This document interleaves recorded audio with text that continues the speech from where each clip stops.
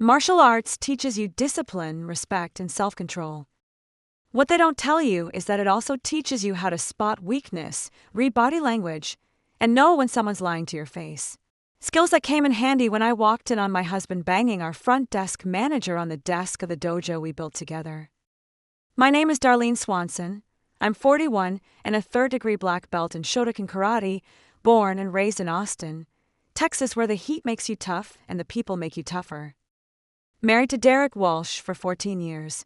Co-owner of Dragon Spirit Martial Arts on South Lamar, the studio we opened 6 years ago with our life savings, sweat equity, and a dream that apparently meant more to me than it did to him.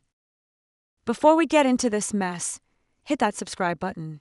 These stories don't tell themselves, and your support keeps them coming. Believe me, you'll want to see how this one ends. Let me tell you about the night I learned the man who'd been my partner in every sense of the word had been breaking the most important rule we had, loyalty. It was mid-September, that sweet spot in Austin when summer finally loosens its stranglehold and you can breathe without feeling like you're inhaling soup. Our studio had been open for 6 years, and we'd built something special. 200 students, kids and adults, a reputation for quality instruction, and a family atmosphere. Derick taught the adult classes. He was a 4th-degree black belt with tournament wins going back to his 20s. I handled the kids program and managed the business side. We were a team, or so I thought. The problem started about 4 months ago when we hired Madison Pierce as our front desk manager. 26 years old, perky, enthusiastic, fresh out of UT with a degree in kinesiology and dreams of opening her own gym someday. She had that girl next door thing going, long brown hair, big smile, the kind of energy that made everyone like her immediately. Including, apparently, my husband. At first, I was thrilled to have her. She was organized, great with parents, knew how to handle the billing software we've been struggling with. She even started training with us, joining the adult beginner class Derick taught on Tuesday and Thursday evenings. She's a natural, Derick had said after her second class, watching her practice kata in the mirror. Really picking it up fast. I'd agreed. Didn't think anything of it. That was my first mistake. The late nights started in July. Derick would text me around 8 p.m. after my last kids' class wrapped up saying he was staying to work on curriculum, fix equipment, deep clean the mats. All reasonable things. We owned a business. Sometimes you stayed late. Don't wait up, he'd text. Might be here till 11. I'd go home to our house in Bolden Creek, feed our dog Machi, watch Netflix, and fall asleep before he got back. He'd slip into bed smelling like the dojo, that familiar scent of sweat and floor cleaner and martial arts equipment. I never questioned it. Second mistake. Then I noticed Madison was also staying late. I'd see her car, a white Mazda 3 with a UT sticker, in the parking lot when I left at 7:30. Still there when I drive past on my way to Trader Joe's at 9. Still there when I take Machi for his late-night walk and happen to cruise by around 10. Madison's really committed, I mentioned to Derick one morning over coffee in our kitchen. She's been staying late a lot. Yeah, she's helping me reorganize the equipment storage, he said, not looking up from his phone. And we're working on that new website design. Reasonable. Logical. Completely believable. Third mistake. Last Tuesday, I taught my last kids class. 10 little white belts learning front kicks and trying not to laugh at each other. I usually left right after, but I'd forgotten my instructor's manual in the office. I told Derick I was heading out, waved goodbye to Madison at the front desk, got in my Subaru Outback, and drove 3 blocks before realizing I needed that manual for Wednesday's curriculum planning. I turned around and came back. It was 7:45 p.m. The parking lot was nearly empty, just Derick's Ford F-150 and Madison's Mazda. I walked back in through the front entrance. The lights in the main training area were dimmed. The front desk was empty. The place was eerily quiet except for some faint sounds coming from the back. "Hello," I called out. No answer. I walked toward the office. The door was closed, which was weird because we always kept it open. I could hear sounds inside. Not voices. Movement. Heavy breathing. The unmistakable rhythm of bodies. My hand froze on the doorknob. That intuition, the same one that tells you when a student's about to quit, when a parent's about to complain, when something is fundamentally wrong, was screaming at me. I opened the door. Madison was bent over our desk, her pants around her ankles, her hands gripping the edge. Derick was behind her, his GI pants down, his hands on her hips. They were so absorbed in what they were doing, they didn't even hear me open the door. For a moment, I couldn't move, couldn't breathe, couldn't process what I was seeing in our office, on the desk where I did payroll and ordered equipment and planned our students' futures. Then Madison's eyes opened. She saw me. Her face went from pleasure to pure terror in half a second. "Oh my God," she gasped, trying to scramble away. Derick turned, saw me, and went completely white.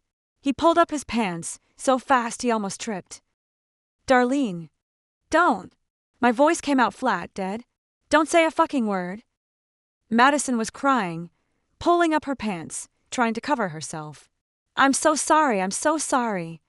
"Get out." I looked at her, this girl I'd trusted, who I'd hired, who I'd welcomed into our business. "Get your shit and get out of my studio. Now." She ran past me, still buttoning her pants, grabbed her purse from the front desk, and was out the door in 30 seconds flat. Her Mazda peeled out of the parking lot like she was being chased. I turned back to Derick. He was standing there, his GI top still open, his hair messed up, looking like a stranger. "How long?" I asked. "Darlene, please." "How long?" "2 months," he whispered. "Maybe 3. 3 months. You've been banging our employee in our office for 3 months." "It just happened. Nothing just happens," I screamed, all that control I'd built over 29 years of martial arts training finally snapping. "You made a choice. Every time you texted me, you were working late. Every time I drove past and saw her car here. Every time you came home and kissed me with the same mouth that was on her. Choices, Derick. You made them over and over again." "I'm sorry. Sorry you did it, or sorry you got caught." He didn't answer. That told me everything. I grabbed my manual off the desk they'd just been having sex on, and walked out. Got in my car. Drove home. Sat in the driveway for 20 minutes, gripping the steering wheel so hard my knuckles went white. When I finally went inside, Machi greeted me like always, tail wagging, completely unaware that my entire world had just imploded. I sat on the kitchen floor and let him lick my face while I cried. Derick came home an hour later. I was still on the floor, my GI soaked with tears and dog drool. "We need to talk," he said. "No, we don't. We're done talking. You can sleep in the guest room or leave. I don't care which." "Darlene, please. Let me explain." "Explain what?" "How you stuck your dick in a 26-year-old employee. In our business. On our property. There's nothing to explain. You're disgusting." I stood up, walked past him to our bedroom, and locked the door. For the next 3 days, I functioned on autopilot. I called in sick to the studio, first time in 6 years. I told our assistant instructor, Mike, to cover all my classes. I didn't tell him why. I stayed in bed, ignored Derick's attempts to talk through the door, and tried to figure out what the hell to do next. Because here's the thing about catching your spouse cheating. It's not just about the marriage. We owned a business together. We had students who depended on us, parents who trusted us, a reputation in the Austin martial arts community. I couldn't just blow everything up without collateral damage. On day 4, I got up, showered, and called my lawyer. Rachel Martinez had done the legal work when we opened the studio. She knew our LLC structure, our partnership agreement, everything. "I need to know my options," I told her over the phone. "Derick had an affair with an employee. In the studio. I want him out of the business. Do you have proof?" I walked in on them. Saw it with my own eyes. "That's good. Well, not good, but legally solid. Let me review your partnership documents and call you back." She called back 3 hours later with news that made my stomach sink. "Your LLC operating agreement has a morality clause," Rachel said. "If either partner engages in conduct that damages the business's reputation, the other partner can force a buyout. The affair with an employee qualifies." "Okay, So I can kick him out? Yes, but you'll have to buy out his 50% ownership. Based on your current valuation, that's about $180,000. I didn't have $180,000. We'd invested everything into the studio. Our savings were depleted from equipment purchases and a recent expansion. I'd have to take out a massive loan to buy him out. What if I can't afford it? I asked. Then you'd have to sell the business and split the proceeds. Or continue co-owning with him, which I'm guessing isn't appealing. It wasn't. The thought of seeing Derick every day, of working alongside him like nothing happened, made me physically ill. I'll figure out the money, I said. Draw up the papers. Next, I called my best friend Angela, who'd been through her own nightmare divorce 3 years ago. What are you going to do? She asked over margaritas at Chewy's on Barton Springs. Buy him out. Run the studio myself. Can you afford that? Barely. I'll have to take out a loan, but I'm not letting him take what we built. Not after what he did. What about Madison? Already fired her. She's gone. No, I mean, what if she tries to sue for wrongful termination or something? I hadn't thought of that. Can she do that? Probably not successfully, especially if you have proof of the affair. But she could make noise. Make things messy. That's when I got the idea. The one that would ensure Madison never showed her face in Austin's martial arts community again. That would let everyone know exactly what Derick had done. That would protect my business and my reputation while destroying his. Our annual student demonstration was in 10 days. The event where all our students performed kata and sparring demonstrations for their families. We'd rented out the gymnasium at Barstow Elementary, expected 300 people. Parents, siblings, grandparents, other martial arts instructors from Austin who we'd invited as professional courtesy. It was the perfect audience. I went back to the studio the next day. Derick was teaching an adult class, going through the motions like everything was normal. I ignored him completely, went straight to the office. The office I'd had professionally deep cleaned the day after I caught them and pulled up our security footage. We had cameras in the main training area and the front lobby. The office had no camera, but the hallway outside did. I scrolled back through weeks of footage, looking for patterns. There, July 18th, 9:47 p.m. Derick and Madison walking into the office together. The door closing. No one else in the building. They didn't come out for 43 minutes. July 25th. Same thing. 9:30 p.m. Office door closing, emerging an hour later looking disheveled. August 2nd. August 9th. August 16th. Every week like clockwork. Sometimes twice a week. I downloaded all of it. Made a compilation. Added timestamps. Made it crystal clear what was happening. I also checked our employee time records. Madison clocked out every night at 7:30. Her paychecks reflected those hours, but her car was in the parking lot until 10 or 11 most nights. She was staying late, off the clock, to have sex with my husband. I took screenshots of everything. Bank records, showing no overtime paid. Security footage, showing her arriving and leaving. The patterns were undeniable. The day of the demonstration arrived. I'd barely spoken to Derick all week, except for necessary business communications. He kept trying to apologize, to explain, to fix things. I shut him down every time. We'll deal with this after the demonstration, I'd said coldly. Right now, we have students who deserve our professionalism. He'd nodded, relieved that I wasn't making a scene. He had no idea what was coming. The gymnasium was packed that Saturday afternoon. 300 people, maybe more. Students in their crisp white GIs, nervous and excited. Parents with cameras ready. I'd set up a projector and screen, told everyone I'd prepared a special video presentation before the demonstrations began. Derick thought it was going to be a montage of the studio's history. Training sessions, tournaments, promotions. I told him I'd handle the technical side. The lights dimmed. I took the microphone, standing center stage in my black belt and instructor's GI. Thank you all for coming to our 6th annual student demonstration. I began, my voice steady despite my racing heart. Before we start, I want to talk about what we teach at Dragon Spirit Martial Arts. We teach discipline, respect, integrity, and honor. These aren't just words we put on our wall. They're principles we expect everyone in our dojo to live by, especially the owners and instructors. I clicked to the first slide, a photo of Derick and me at our grand opening 6 years ago, both grinning in front of our new studio, holding oversized scissors for the ribbon cutting. My husband Derick and I built the studio from nothing.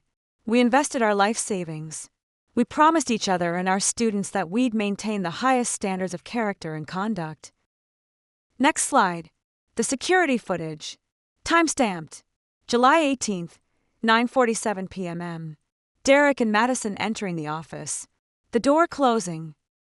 The room went silent. I could feel the confusion, the anticipation. 4 months ago, we hired Madison Pierce as our front desk manager. Shortly after, my husband began having a sexual affair with her. On these premises, during hours when they told me they were working late. More footage. July 25th, August 2nd, August 9th. Week after week, the pattern clear and damning.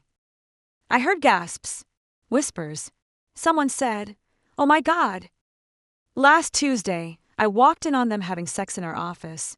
On the desk where I do payroll, where I plan our students' training, where families trust us to run an honorable business.